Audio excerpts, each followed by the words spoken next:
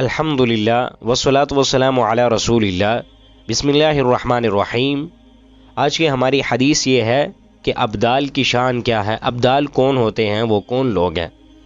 حضرت علی المرتضیٰ شیر خدا رضی اللہ تعالی عنہ سے عرض کی گئی کہ امیر المؤمنین شام والوں پر لعنت کیجیے۔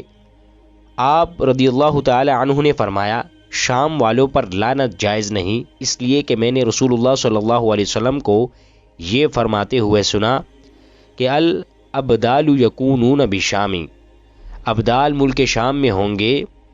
وہ 40 مرد ہے، جب ان میں سے کسی کا انتقال ہو تو اللہ تبارک و تعالی اس کی جگہ دوسرے کو مقرر فرما دیتا ہے، یعنی اس کی جگہ دوسرا آ جاتا ہے۔ ان کی برکت سے بارش برستی ہے، ان کی بدولت دشمنوں پر فتح حاصل ہوتی ہے، اور ان کی وجہ سے شام والوں سے عذاب دور ہوتا ہے۔ یعنی یہ لوگ جب تک ہیں تو ان کی وجہ سے اللہ رب العزت برکتیں اور رحمتیں نازل فرماتا ہے۔ اب حدیث سے معلوم یہ ہوتا ہے کہ مولا علی رضی اللہ تعالی عنہ نے ملک شام والوں پر لعنت بھیجنے سے انکار کیا۔